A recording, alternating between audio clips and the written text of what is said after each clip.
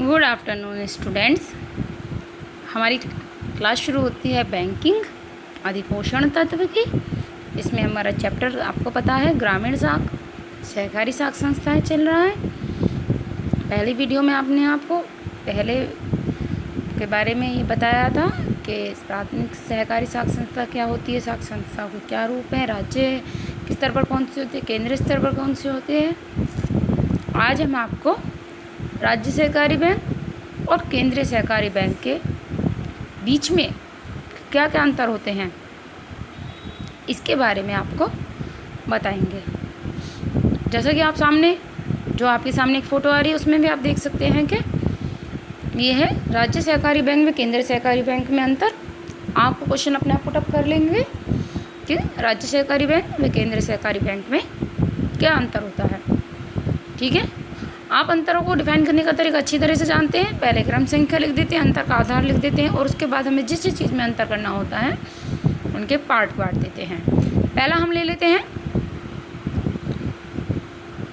Number 1, गठन का आधार। गठन मतलब बनाने। तो राज्य सहकारी बैंक जो है आपने देखा था कि इनका गठन जो है वो राज्य स्तर पर किया जाता है। राज्य स्तर पर, राज्य के अंदर, जैसे उत्तर प्रदेश हो गया, मध्य प्रदेश हो गया, पंजाब हो गया, एक राज्य के तौर पर। ठीक है। और जो केंद्रीय सहकारी बैंक है इनका गठन जिला स्तर पर किया जाता है। जिला स्तर पर जैसे बुलंदशहर जिले के लिए, गाजियाबाद जिले के लिए, कानपुर जिले के लिए, तो इनका गठन जिला स्तर पर किया जाता है। स्थापना राज्य सहकारी बैंक के अंतर्गत लिखेंगे। ये उन क्षेत्रों में अपनी शाखा स्थापित करते हैं जहाँ केंद्रीय सहकारी बैंक नहीं होते। ठीक है। जिस भी क्षेत्र में केंद्रीय सहकारी बैंक नहीं है उन्हीं क्षेत्रों में ये अपनी शाखा स्थापित करते हैं। जबकि इनमें क्या होता है, यह एक जिले के अंदर एक ही होता है क्योंकि इसका गठन जिला स्तर पर किया जाता है।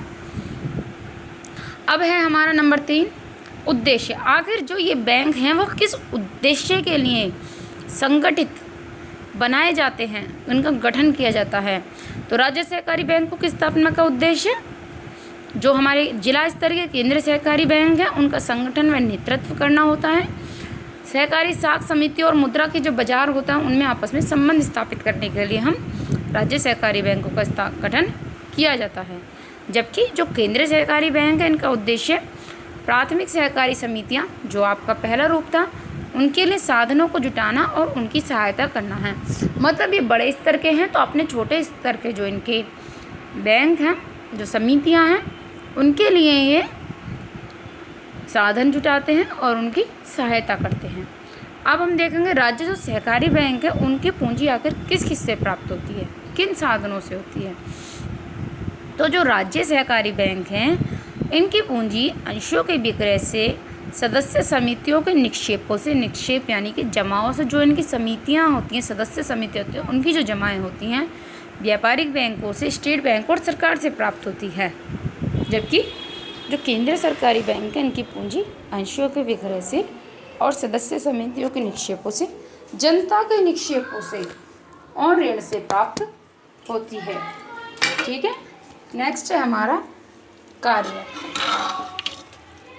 कार्य में क्या है, ये बैंक विशेष प्रकार की सहकारी समितियों की स्थापना एवं विकास में सहायक होते हैं।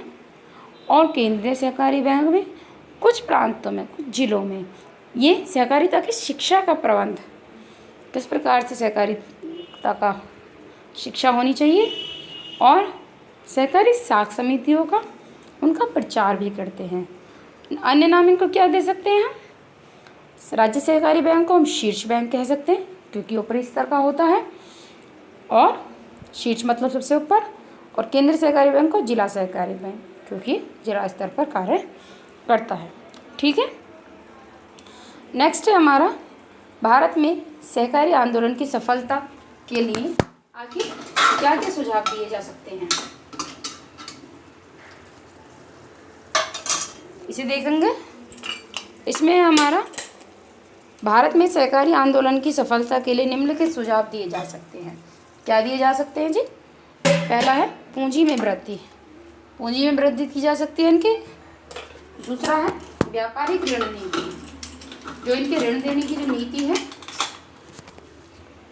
उसको जो है उसमें थोड़ी सी हमें सुधार करना चाहिए, सरल बनाना चाहिए। जैसे कि यदि आवश्यकता पड़ रही है तो प्रत्येक दिशा में उसे ऋण उपलब्ध करा देना चाहिए, क्योंकि बहुत सारी ऐसी औपचारिकता लग जाती हैं कई बार जिनकी वजह से किसानों को ऋण की आवश्यकता तो होती है लेकिन वो ऋण नहीं प्राप्त कर सकते। तो ये जो अनावश्यक जो औपचारिकता होती है, इन सब को ख़त्म करके किसानों को ऋण हमें आसानी से ऋण उपलब्ध हो जाना चाहिए।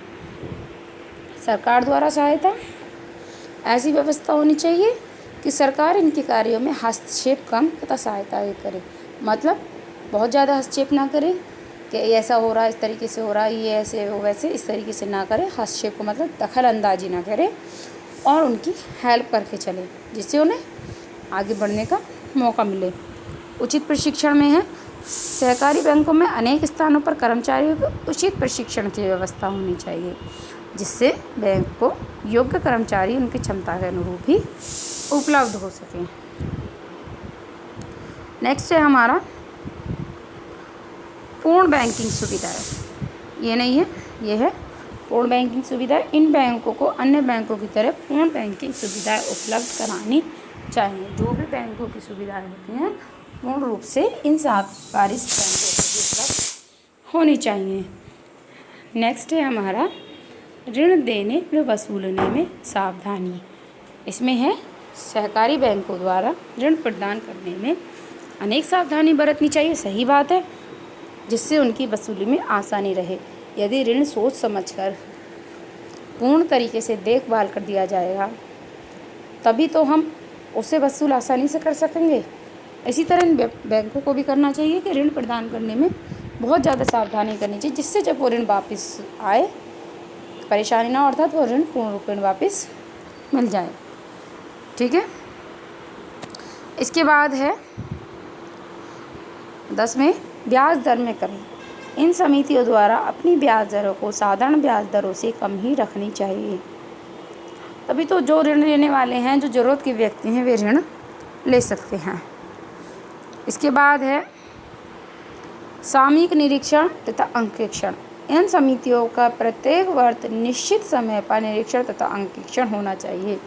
यह तो हर समिति का, हर संस्था का ये होता है कि उसका समय समय पर निरीक्षण होते रहना चाहिए। और ऐसा ही इन समितियों का है, इनका भी एक पर्टिकुलर टाइम पर, एक निश्चित समय पर निरीक्षण होते रहना चाहिए। और अंकेक्षण में, अंकेक्षण में क्या होता है, जो भी उसके हिसाब किताब रखे जाते हैं उनकी जांच सही और पूर्ण रूप से की जाती है।